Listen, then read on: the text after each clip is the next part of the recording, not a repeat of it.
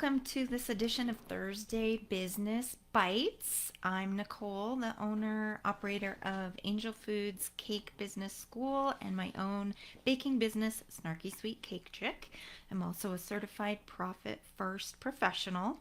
So I take that knowledge and help you all run profitable cake and baking businesses. So, welcome today. I'm going to talk about, I was actually just going to talk about one of the last two concepts of the Profit First system, but I feel like these two kind of go together, and I didn't feel like I'd have too much to share if I only did the one. So I'm going to talk about the third and fourth core concepts of the Profit First system. There's basically four core concepts. So today we will have gotten through all four. And then next Thursday, I'm going to kind of do another overview to kind of bring it all together to show you how each one of the concepts plays into actually implementing Profit First in your baking business so that you have a business and not an expensive hobby. So, the third concept is about removing temptation. So, in the prior two concepts, we talked about Parkinson's law and how our behavior is determined based on the availability of a resource. So that's one of the biggest things about Profit First and how it works is you will take your real revenue, so the money you make from selling cakes, and you allocate that based on specific percentages to different bank accounts so that you can manage your cash flow in your cake business much better.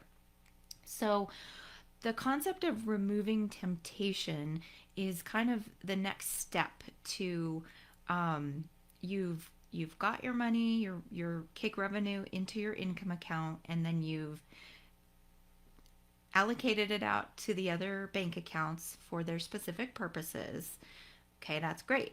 But there's another step that you can take where you will actually move your profit and your tax accounts even farther away from you. So what I'm going to talk about, I'll give you just kind of an example. And this is, again, it's a lot about human behavior.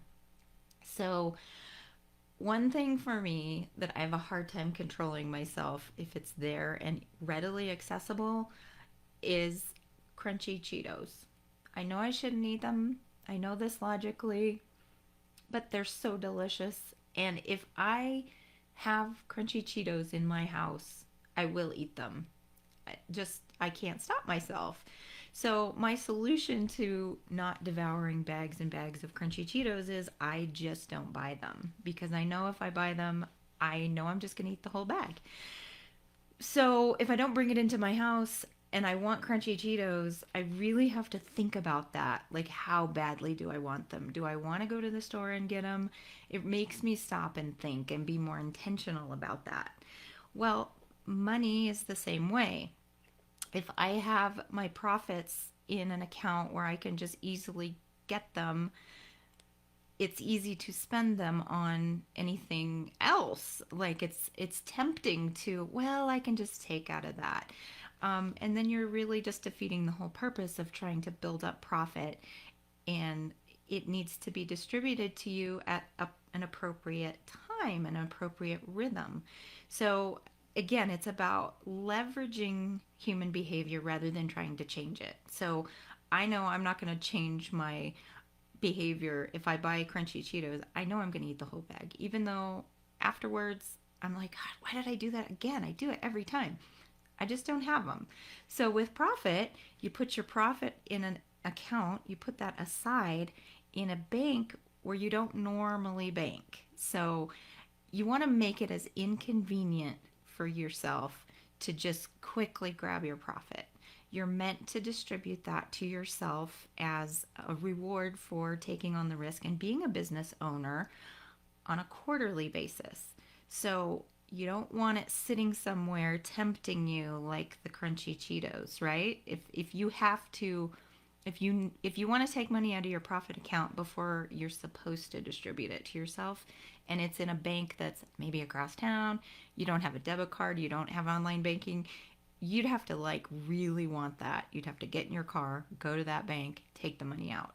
So just by removing that temptation helps protect your profits and your tax account money so that it's there for you when the right time comes.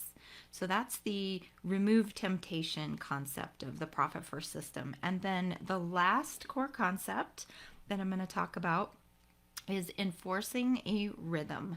So having a habitual rhythm will help keep you on track. And what I'm talking about is I'm talking about you get all your deposits in, people pay you for your cakes and your goodies, and those should go into your income account. You need to have a regular scheduled rhythm of when you are going to distribute that revenue into your other foundational bank accounts. Now, Mike Michalowicz, the author of Profit First, he teaches this. He says that the best rhythm he's found for most businesses is twice a month. He refers to it as the 10-25 rule. So he recommends on the 10th of every month, you do your allocations, and on the 25th of every month, you do your allocations. And you do it every 10th, every 25th. You can do it more frequently. I know another business who actually, they say they do it daily.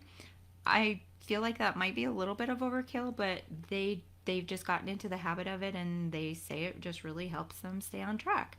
You could do it weekly, at the very, very least once a month, but I would highly recommend at least twice a month to start. And then if you find once you're implementing it for your cake business, if you find a different rhythm that works better for you, then by all means do that.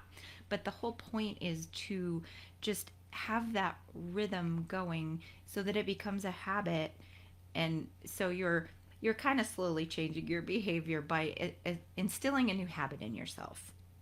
So um, if you, I'm just looking at my notes here to make sure I don't forget anything. Oh, yeah. So the biggest thing with making it a habit, it's going to help keep you on track to kind of discourage the temptation to, oh, I just got a big deposit in. I'm going to go ahead and just like pay down this bill, or, oh, I'll load up on supplies or something.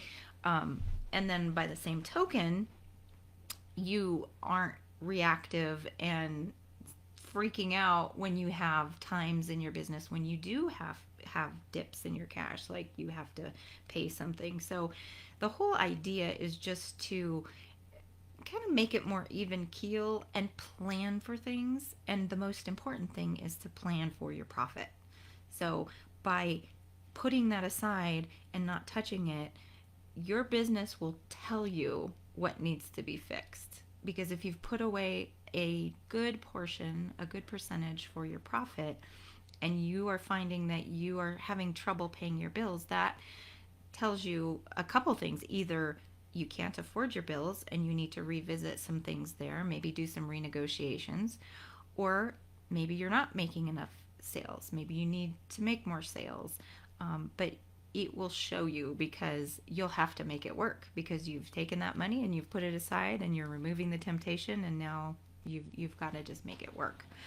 So your money will always be in the bucket of its intended purpose if you just follow this rhythm. It's always there for you when you need it. And the last thing about having that rhythm in place will help you be able to see within seconds where your cash is.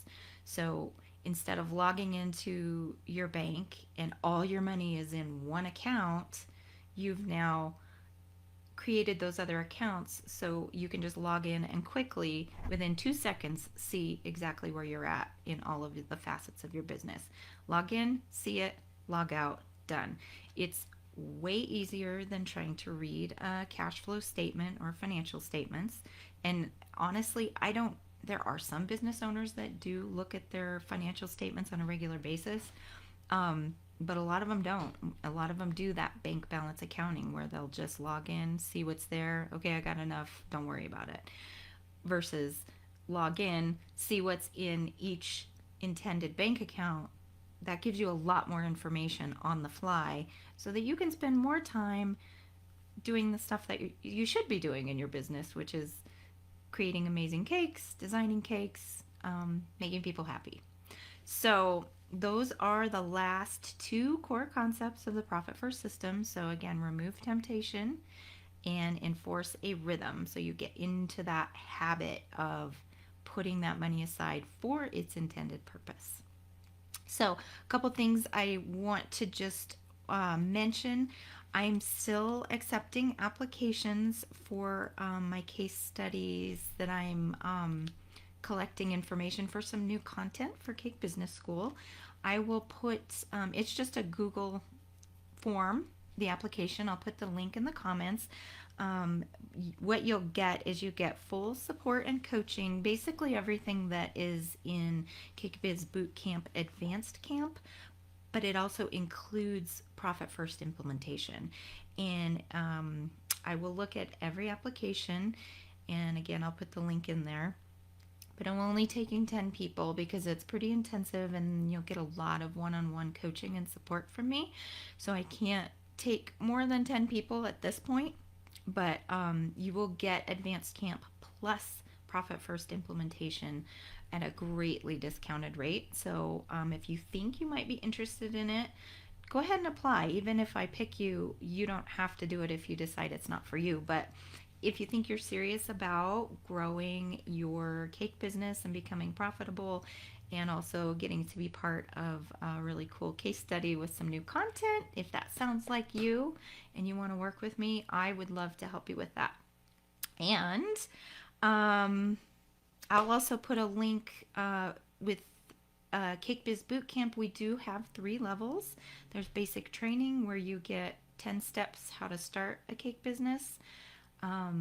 Mini pricing training, including the piece of cake pricing calculator, and also mini marketing training. So that's basic training. And then intermediate camp, which is our most popular one, you get everything in basic training that I just mentioned, plus a deeper dive into pricing, marketing. You get some Profit First, a little more coaching on that.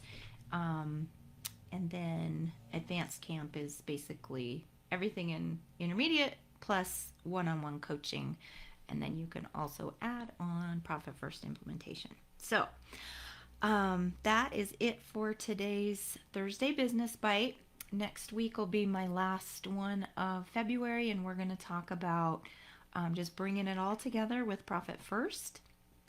And I'll see you Tuesday for another Technique Tuesday. If you missed this week's, it was really cool. You can see it on our YouTube channel. I show you how to make realistic, edible peacock feathers with no wires that you can put on cakes, make toppers. It's really cool. So check that out. And I will see you next week for more Technique Tuesday and another Thursday Business Bites. So remember that it's time to live your sweet business dreams, and I will see you next time. Have a great rest of your day, guys. Take care.